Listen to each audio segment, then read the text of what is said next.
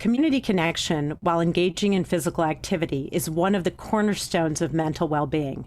When we are physically active and continue to challenge ourselves to grow, get stronger, and stay balanced, we bring our best selves to whatever we face, the good, the joyful, the disappointments, the sadness, the true journey we call life. When we and our loved ones face substance use issues, in some circles known as addiction, and I may use that a bit interchangeably in this podcast, we are often left with feelings of shame and are reduced to the stigma heaped upon us.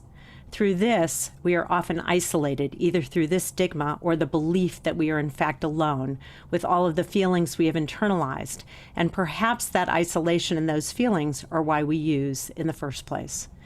Many people who suffer from addiction will tell you that using fills a gap, a void, one that was too painful to share with anyone. Welcome to Small and Gutsy, our podcast featuring nonprofits and social impact organizations under $10 million.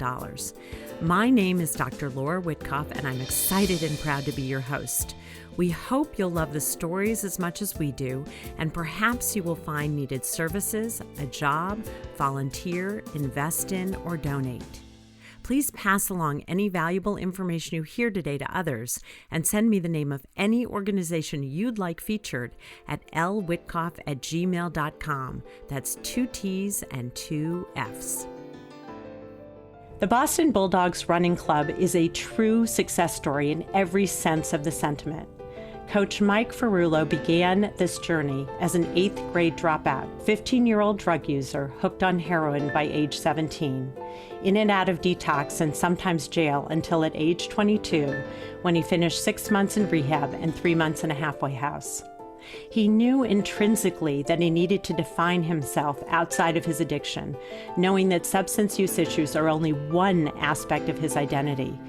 He literally and figuratively put one foot in front of the other and began running, completing the New York City Marathon just 2 years into his sobriety journey in 1974, and has been running ever since. However, now, with the mission of helping others achieve recovery and a better way of life as he has. With a renewed sense of accomplishment, including the identity as an achiever, a marathon runner after all, Coach Mike Ferullo returned to school and not only received his bachelor's, but went on to obtain his master's degree in social work. I am personally very proud to call him a member of my national community of social workers. In 2008, Coach Farullo began volunteering at a male post-detox program, creating a running program with a goal for each participant, regardless of their capabilities, some being smokers, and most never having considered running as an outlet. This idea expanded and grew into launching the co-ed Boston Bulldogs Running Club in 2015, open to any individual, family member, friend, or supporter suffering from the impact of addiction. The current program, with over 4 chapters but 400 members, which you'll soon hear more about, embodies 3 core principles: self-leadership, transparency, and giving back. I am so excited to introduce my guest today, Megan O'Sullivan, Leadership Coordinator, Quincy Chapter Leader, and Boston Bulldogs Leader, and Conan Langoy, Club Leader. Welcome, Megan and Conan. Share your passion about Boston Bulldogs Running Club and how you came to be involved. Thank you so much. I know we're excited to be here too. Any opportunity to share a little bit about what the club's doing and our mission, we're happy to be here. Tell my listeners, how did you each get involved? How did it come about for you? So I've been a member now for a little over 5 years. I, like Coach, struggled with drugs and alcohol for a long time, was an IV drug user by the age of 28, and just really struggled to kind of find a way to maintain sobriety. I had many attempts at getting sober, but I had many failed attempts at staying sober. So during one of those bouts, my father actually caught the story of the Bulldogs on the Channel 5 News. And I remember like it was yesterday, I was sitting in the basement apartment that I was living in at the time in a recliner by myself, just struggling to stay sober and didn't have a huge social circle, didn't have a lot of networking going on. And my dad called and he said, I caught the story. It's a running club for people in recovery. You should check it out. And I was confused because I was not a runner. I too was a smoker at the time. I said, Dad, I have no business being part of a running club. But for whatever reason, he's like, just reach out, and I didn't have anything else going on in my life at the time. So I figured for whatever reason, I picked up the phone and I called. And on the other end was Coach Mike. And I can remember being prepared with all these questions he may ask me about my running resume and why I wanted to get involved and all that stuff. And, I was a nervous wreck and full of fear. And for whatever reason, he kind of eased all that immediately in the phone call and just told me, how did you hear about it? And I told him I caught the story, and he said, that's awesome. Why don't you go ahead and just show up? And that simple direction, that just show up, for whatever reason, I felt like I could do. I joined the club on the following Saturday morning in the middle of February. And when I showed up at the Chestnut Hill Reservoir, there was a circle of people gathered around Coach, and he was in the middle talking to them about things that I understood but had never heard in that sense before. He was talking about things like, tapping into our true potential and really finding the kind-hearted warrior inside every one of us. And those were things that I had never thought about for myself before. I had never really thought about what my true potential was. And I had never really thought about even ever having this kind-hearted warrior. And for whatever reason, I was interested, and caught my attention that morning. I wasn't sold on the running thing because, like I said, I wasn't a runner yet. So I kind of stayed in the back of the pack that morning, and I put my headphones in quickly so that I wouldn't have to talk with anybody, because I could hardly run, never mind conversate and run at the same time. And I stayed shoulder to shoulder with this gentleman that morning. And I can remember thinking to myself, like, thank God that he's just as out of shape as I am. Otherwise, I'd be left in the dust by myself. And he stayed with me the whole time. And he didn't ask me many questions. He noticed that my headphones were there. And, I come to find out after joining them a few more times, he was not out of shape. He was actually an extremely seasoned runner, wasn't there for himself that day. He was there for people like myself who were new and just wanted to do something different with their life. I had no idea, because I was shown no judgment. I truly just felt comfortable with him, and, realized pretty quickly that I was part of something much bigger than just a running club. Such a compelling story in so many ways, from the early moment of the anxiety maybe of, can I fit into this when I'm not a runner, when it's really so much bigger than that. The feeling that I get as you're describing the story is being held. So you got to go there, and there was no judgment, and somebody was side by side with you and just allowed you to be who you are in that moment. You definitely are a social worker and friend coach, because he tells us that's what they're creating is a holding environment. The way you describe it, it is so compelling. It's like, gosh, I want to find something like that in LA. Being able to look back after staying with the group for a while and realize what was done for me and how impactful and how helpful that was for me, it was so inspiring and motivating to stay and continue to grow on the path of wellness, so that I could be that somebody for somebody else coming in. When you create that for each individual who's part of the running club, it becomes something bigger than a running club. Everybody there was so welcoming and so inviting that I wanted to go back just to be around that, because it had been a while since I had been in kind of that positive atmosphere. But additionally, Coach extended a phone call to me midweek just to check in and to see how I liked the experience and how I was doing. And that to me was very different. Like I said, I didn't have any solid relationships, and my family was always there for me. But beyond that, I didn't really have any genuine friendships or solid friendships that were in good shape at that time in my life. I was coming back the next week for sure. And like I said, I've missed very few Saturdays since. I'm going to hand it off to Conan for a minute and ask you sort of, how did you get involved? How'd you get started? And then we'll talk more about sort of the workings of the program and what makes it really successful, because clearly it is. I got started with the Bulldogs about a little bit over 18 months ago. I'm in recovery myself. I've been riddled with addiction since I was about 12 years old. I'm 43. And this is my first time in recovery, first time to get sober. And so I ended up in a program in Dorchester, Mass. About a month there, I started to run and get back into shape. I've been an athlete my whole life, so running kind of came easy to me. And a guy in the house was part of the Bulldogs a couple of years back, and he'd see me run. He's like, listen, you should go check these people up on Saturday mornings up at Chestnut Hill. They're called the Boston Bulldogs. They're a recovery-based running club. And I was like, I don't know. And then Friday night, I was actually at this place called Hi-Fi Pizza, and I bumped into another one of our teammates. His name is Tim, and he was actually in the program that I was in prior to me being there. He was already graduated and left, but he's like, listen, you should really just go check it out. Just go tomorrow, here you are. And so I just showed up. My experience is kind of similar to Megan's at the beginning, except I just took off. Like they did that little roundup thing. I was probably riddled with fear if I really think about it. So instead of falling back, I just took off and ran by myself. And then finished, talked to people for a couple minutes, and then just got back on the train and left. And by the time I got off the train, Megan actually called me. Random person calling me from this club I had just only been at for like 20 minutes. I felt like I was like a little weirded out, honestly. Like, I'm like, what's up with these people? Like, what do they want from me? Like, she likes to explain. And normally those conversations last like 10 to 15 minutes with a new member, but like 2 minutes, I was like, all right, yeah, I'll see you next Saturday. And I was like, boom, click off the phone. And then like literally 10 minutes later, coach called me and even asked me about running. Wasn't even about that. He started hitting me with these principles of self-leadership and transparency and giving back and just showing up. And he got right into like his social worker mode with me. And like, literally, like, I don't know what it was, but like, I just felt so comfortable. And like, I didn't get honest with him yet because I still was like nervous. You know what I mean? Like, once again, there's this grown man calling me, like asking me questions about like my life. And like, that just is not normal for me. So I was still scared. I still didn't trust people. I still didn't want to like let people see me. And not just that, I didn't even know who I was. And he's talking about that kind-hearted warrior. And I'm like, well, I'm a warrior. I don't know about kind-hearted. Prior to this, I honestly thought I was a sociopath my whole life, but come to find out I'm not, which is good news. Unfortunately, COVID hit. So like a month into me joining the Bulldogs, we had to shut down for a little while. But I stayed connected through Zoom, meeting up with Megan and some other people on the side and running. But like the one thing that stayed with me was like, after that Saturday, coach was like, I'm going to call you on Tuesday. He called. And then he's like, I'm going to call you next Tuesday. And then he called. And then he hasn't missed a Tuesday since.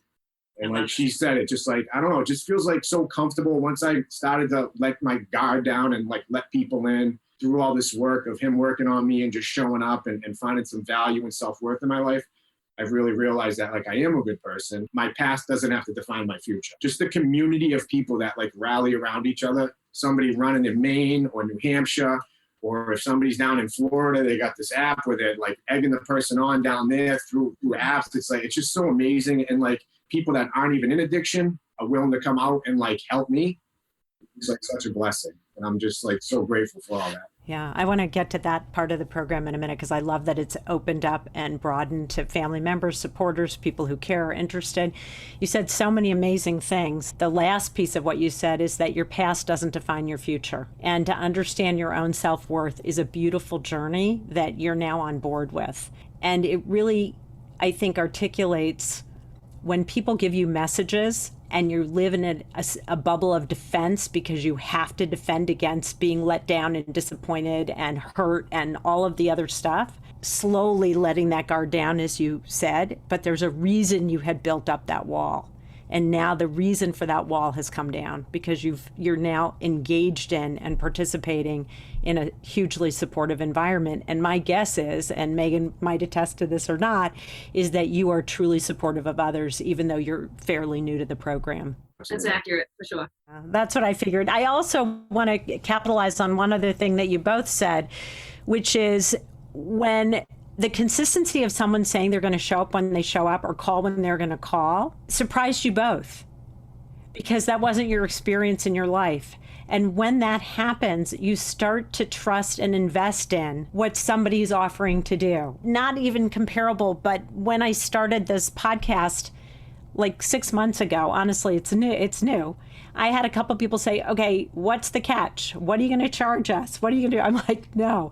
This is something I want to do because I believe in these smaller organizations. And I think the fact that I showed up, did what I said I would do, they're now really interested in giving me other, organizations and growing this.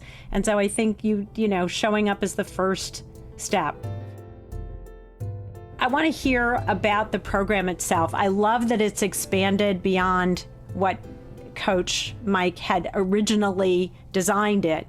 Is really around recovery, but it's expanded to include family members, loved ones, supporters. I think originally, it was designed for people in recovery, but he always included friends and family that were impacted by addiction. Like my sister runs with us, or people that support the idea of wellness and recovery. So we have a lot of people that work in the field, or people who don't, but just love the idea of what we're doing and they want to be part of the community to support. It's been an amazing combination, I think, especially for people like us that are the members who are in recovery, to see other people in the community who don't have to be there. In a sense, like we need to be there because our life is not good when we're not doing things for ourselves. But in a sense, they don't need to be there, but they still want to come and like run with us and hang out with us and be a part of it and be supportive. Like, I'm not like that bad person that nobody wants to be around. Like, there are actually good people that support what we're doing, that, you know, see the good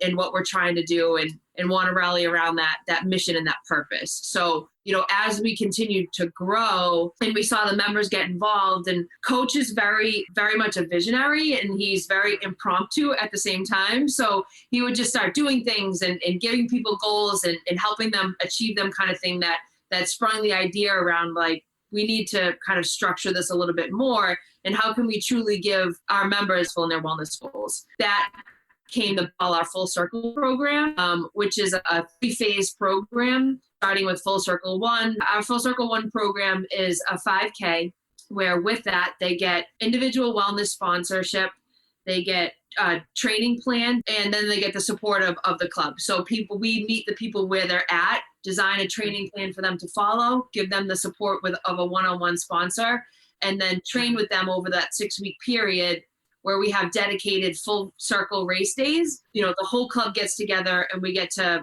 kind of celebrate their achievements, where we run the 5K and then have a recognition ceremony afterwards to kind of talk about what they've practiced during those 6 to 8 weeks outside of just the running, which is where the principles come in. Coach has designed these 3 principles that are truly transformative when it comes to what we're doing outside of just the physical component, but being able to understand and practice what it means to have self-leadership. Like you said, we're responsible for the effort we put in, and what is that going to look like? And then the transparency component is like really being able to see the truth about us, to see the truth about our thoughts, to get honest with people, and to work with that stuff that has always made life difficult for us. You know, the things that told us, no, you can't, or that's too hard, or, you know, you have no business being there, and those types of things. And then, you know, there's the giving back component. Just by showing up, people are giving back whether they know it or not. One of the things that I want to suggest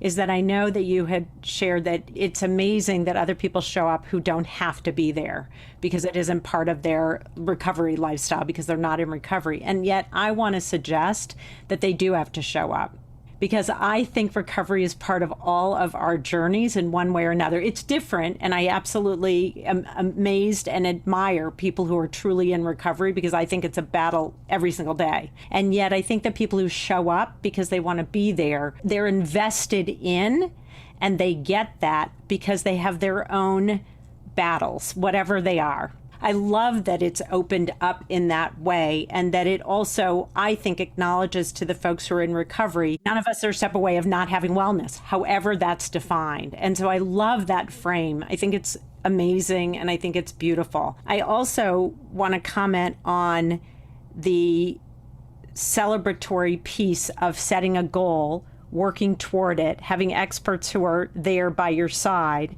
and achieving that. And I can only imagine, you probably have a couple stories of what that feels like, either for yourselves or for someone where you got to witness that at the end of that first circle, I think you call it, right? We just had our Full Circle recognition ceremony this past Monday in Quincy. And I mean, it's always such an emotional night that without fail, after everyone that we have, my phone is going off the next morning with how wonderful last night was. And, you know, it's so nice for people, you know, that are coming in to see that happen, for the people that have been a part of it to watch it unfold and then have a place to celebrate all of that. And it's just amazing. I mean, it really is. It's like the emotion and the love and everything that's kind of felt that night is definitely, it's just a well beyond, you know, the running goals for sure. Because in the program, what ends up happening for people, including myself, was showing myself that I could do these things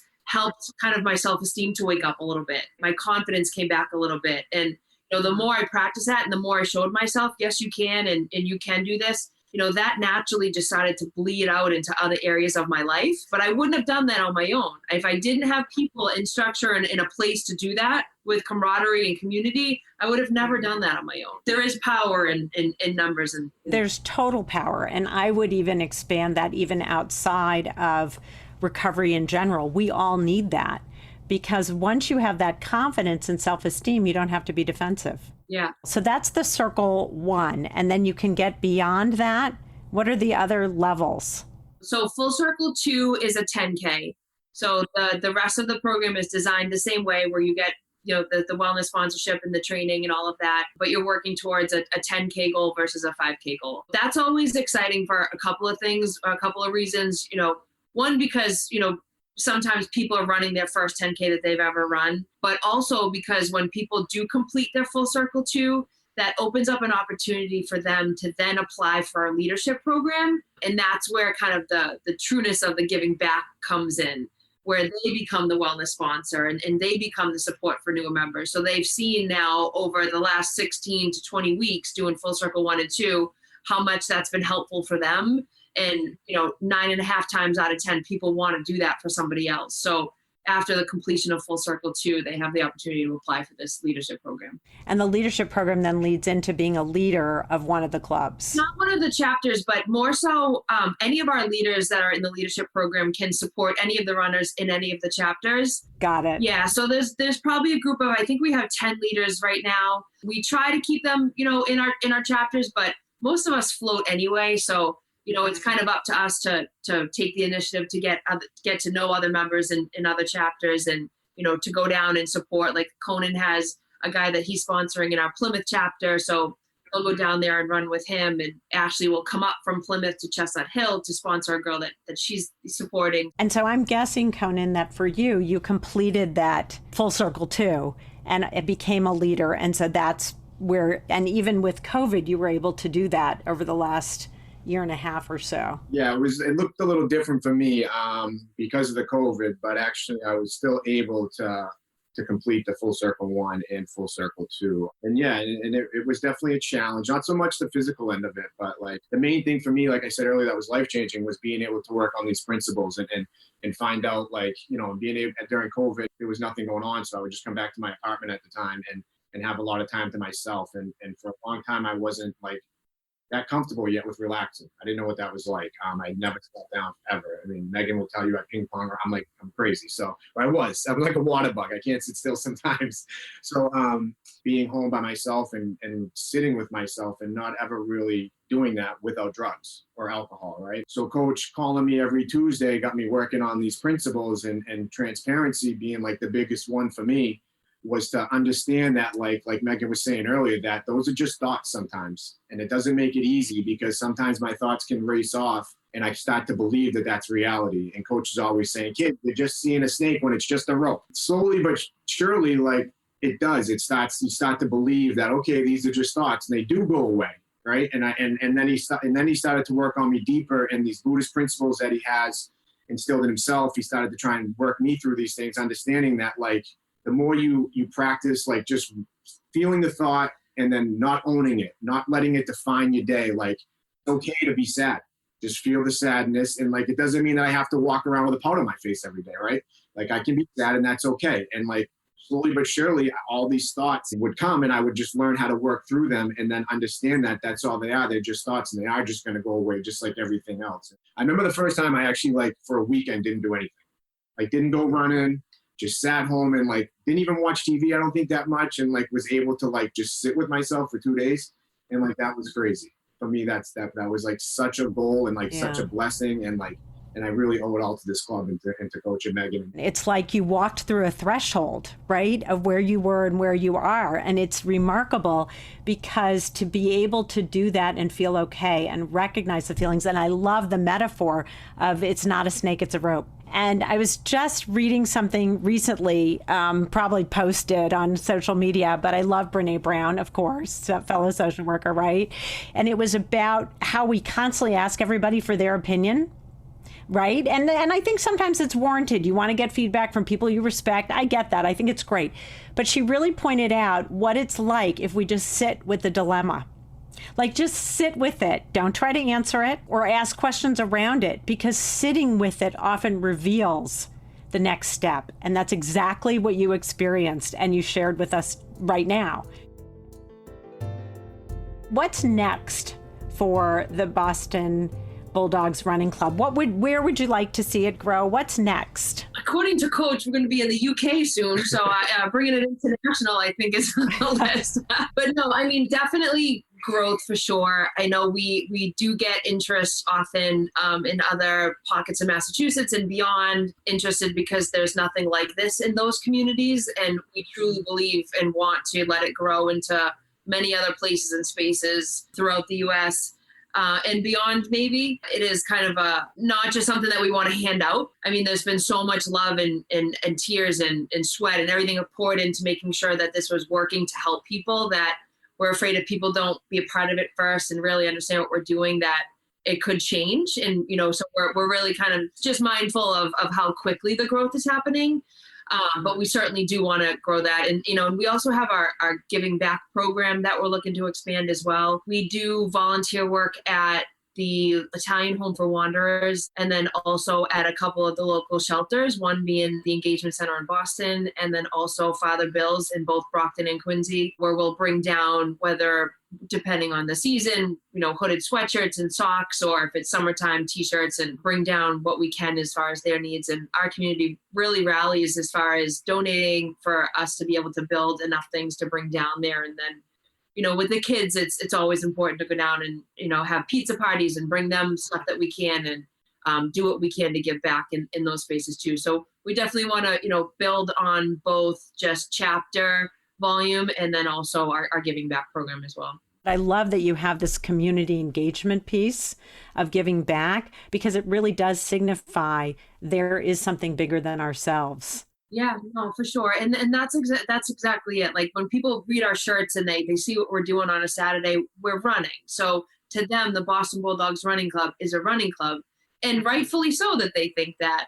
But until they really kind of get to know the community and learn about the Full Circle program and the leadership program and the giving back and all the other stuff that we do and believe in and are built on outside of the physical component, to the strange eye, it's just a running club. But we're not just a running club. We're overall wellness in so many different ways. So yeah, it's important to us that people kind of really get to know that. In terms of when folks become engaged and involved, and you see somebody grow from the first time, as you two have, to where you are now, do people stay engaged? Do they often then go off and do other things? I think that we see a blend of both. We do see some people will stray, and in my own personal experience, I was one of them in the beginning. I haven't stayed sober since I originally joined this club 5 years ago. I did have one relapse. Hopefully that was the last. That was 3.5 years ago. For the most part, I mean, we have a pretty solid crew that's been around from the beginning. I love that you shared that. Recovery is an ongoing piece of your life, and that you stepped out and were able to step back in. I assume it was welcoming when you stepped back in. It truly was. I remember calling Coach from the facility that I was in at the time when I went back into treatment. And I just said, I have 2 questions. I said, are you mad at me? And can I come back? And he was like, Megan, we're waiting for you to come back. And, and I came back, and he, obviously showed me love and, was welcoming back. But at the same time, didn't let me cut corners around, like, you're going to start over just like if you were brand new. So I started the whole Full Circle program all over again, and did it in a different way, that it was me that was different. I love the 2 questions that you asked, and I love his response, which is, we've been waiting for you. And I also love that he said you're going to start back from scratch, because with each new endeavor, you learn something different. And it sounds like you did. I think I can speak on behalf of all of our members that the reason why we're so open to learning and continuing to grow is because of the leadership we have with Coach. I mean, been there, done that, like he's just so wise in his years and has so much to share with us, and gets right down on our level and can understand. And so I think that's really inviting for us to be led that way, and it helps us to know that we're being led correctly, and, by somebody who understands. And I think he creates a safe environment, but with boundaries around it. So I think that's what's so beautiful is that he can recognize that he needs to create safety. Those three prongs are part of what I think keeps him in a healthy environment. And so he wanted to share that. Tell me, where did the name come from? Oh, Gus, so Coach has a bulldog. Gus actually just passed away a couple of months ago. So he was very old. I don't know exactly how old, 13, I think. 13, yeah. You know, he would come to all of our, run for recoveries every year, and he would show up in his baby carriage because he was not a great running mascot. He did no running, but he would still show up. He's practicing the first principle. But yeah, no, Coach loved the Bulldogs, and so it's a tie to his dog. That's great. It was a way to keep him grounded in the things that he loves most, which is great too. I'm sorry to hear that. You'll keep obviously the mascot, and maybe one day he will get another bulldog that will be also in a carriage. Yeah, They have short legs. Although leads me to another question, which is everybody has different capabilities. Conan talked about him being a natural runner, and I would have to start out really slowly. And how does that work for somebody who shows up and says, I don't know if I can make it around the reservoir running? So basically, like I was telling you earlier, it is a running club, obviously, but we don't care if you run a 5-minute mile or a 50-minute mile.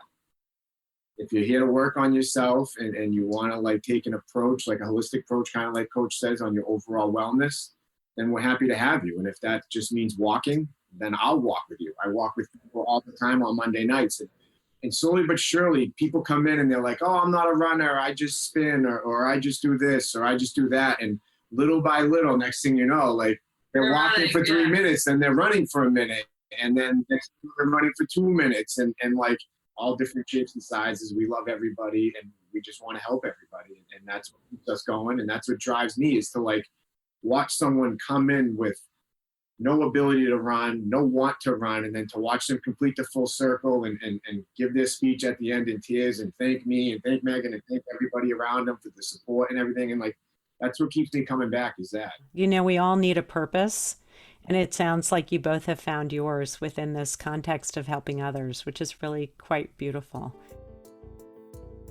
This episode is sponsored by the Intrinsic Group, my boutique management consulting firm specializing in guiding organizations to leverage talent, optimize processes, and to ensure the organization's narrative is aligned with their culture. If you'd like to sponsor an episode, please reach out to us.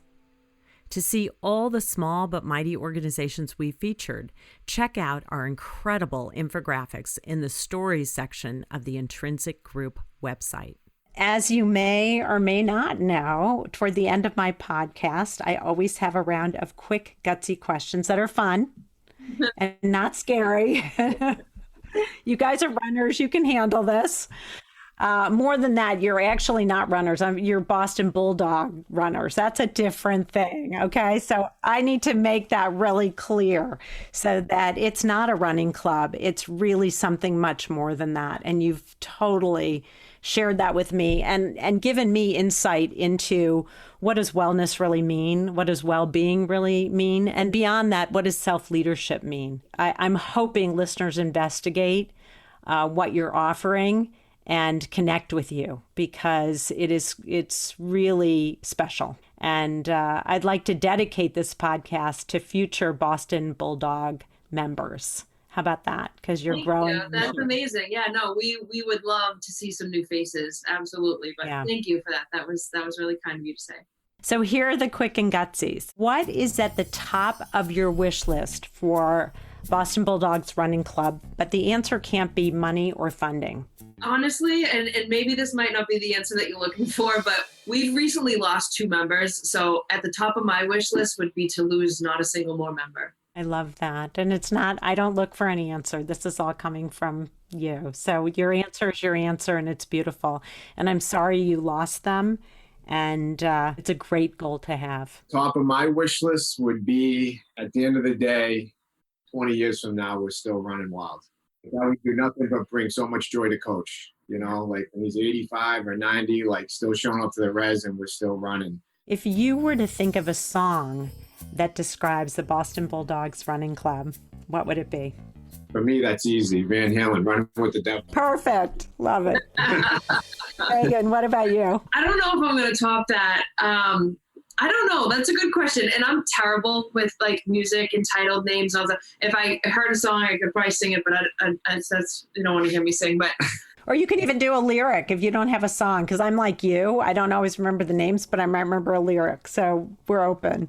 We have so much fun. And that's like a big part of what we try to promote is just don't take it too seriously. Like, don't stress out. These programs are not designed to be stressful. Come down and have a lot of fun. So girls just want to have fun is coming to mind. Yes, absolutely. Perfect songs, I think. So tell me, what makes the Boston Bulldogs Running Club gutsy? Because you are gutsy. I mean, people have to be willing to change. That takes courage. Yes. It takes bravery, and it's not easy to do. And so I think just being willing to change is definitely because to step into that, I mean, people, if they want to come in and just stay exactly the same, they're welcome to do that. And this is people just even beyond those who are in recovery. Right. Because even the impacted ones, they end up changing and are practicing principles, and they're growing as well as individuals and as runners. But I think to come into this circle, you have to have some courage and courage to change. I guess I just have to echo on that. I don't know what else to say. I mean, as far as that, change is not easy. It's scary. And especially when, you come in broken and beat up for a lot of us. And even people that aren't in recovery. I mean, it can't be easy. They have a thought process of what they think an addict looks like or what an addict is. And then they come in there and that outlook changes for them as well, because then they get to see us and they realize that we're humans, we're their brothers, their sisters, their kids, their cousins, and like, as opposed to like seeing us as that person on the side of the street, So like, I think change is like the biggest thing that we have is for guts wise is the willingness to change on every aspect of everybody in the club. And what is something that outsiders or insiders don't know about the Boston Bulldogs Running Club? We started dating in the club. Oh, now that's public. I hope everybody knows. But there's probably plenty that don't. Yeah. Okay, don't laugh, okay? But I was sitting here going, do I ask them? I can't do that on this podcast, but there's such a chemistry between the two of them. Do I really say something or not say something? Congratulations. My last quick and gutsy for each of you is if you could get one celebrity or influencer to endorse or talk about the Boston Bulldogs Running Club, who might it be? Ben Affleck came to mind because he's from Boston. He's in recovery himself, well-known, down to earth. For me personally, so I just started listening to his podcast about 2 months ago, and then come to find out, like, Coach loves the guy as well. Jay Shetty, he's a Buddhist, as I'm sure you know. He's gone to monasteries, he's a monk, and he does the podcast himself. And I think he would actually be like very interested and intrigued in our club, knowing the principles and our core values and how we are looking inward. And then as we look inward and we find love and self-compassion and self-empathy, then we're able to put that out in the world. I love both of those. And I'm going to add Brene Brown, and we'll hashtag all of them and see what happens. Who knows? Yeah, she was in recovery as well, Brene Brown. Yeah, she is actually. Yeah, and she talks about that quite a bit. The program that you offer, again, as we started this podcast, is so much bigger than it's not a running club. And it's not just a recovery program. It's really a way of life. Yeah, that's how it feels as you're talking about it. It's a great way to put it, yeah. How can folks reach out to you? What's the best way to find you? We have a website. It's bostonbulldogsrunning.com. There is an email address on there. We have a Facebook page, Boston Bulldogs Running Club. We have an Instagram account. They're welcome to direct message any of those platforms, and either myself or whoever's monitoring them at the time will certainly get back in a reasonable turnaround time. My number and coach's number is also on the website as well. So if the phone call is more preferable, they can do that. But there is an email. It's bulldogsrunning@yahoo.com or the Facebook or Instagram. So I just want to take a moment and really thank you for spending time with me today and sharing both your own personal stories and struggles and your successes and the beauty of really this movement that you've created that is about well-being, where recovery is a component of it, but it really is a movement toward wellness, which is a continuous journey. So thank you both. Sure. Thank Yeah. you. No, thank you so much for your time, and and thank you for your interest in wanting to hang out and chat with us. And we're certainly look forward to the podcast. Thank you for listening. If you like this podcast, please share it with your friends, give us some stars, and write a review on wherever you listen to podcasts. And if you're interested in sponsoring a small and gutsy episode to keep it going, please reach out to me or buy us a coffee at www.buymeacoffee.com/small-and-gutsy. Of course, we can't take responsibility outside of our own vetting of the organizations we interview, meaning we encourage you to do your own due diligence and research them as well. I want to thank my partners in this endeavor, the Intrinsic Group, the volunteers, my co-producer, sound engineer, and composer, the amazing Pavel Franson, my social media maven, Delania Tirado, my infographic creator extraordinaire, Sonia Fizek, Nate Addy for the exceptional logo, and all the friends and family who have guided and inspired me. From small and gutsy to big with impact, I'm Laura Witkoff, and thanks for listening.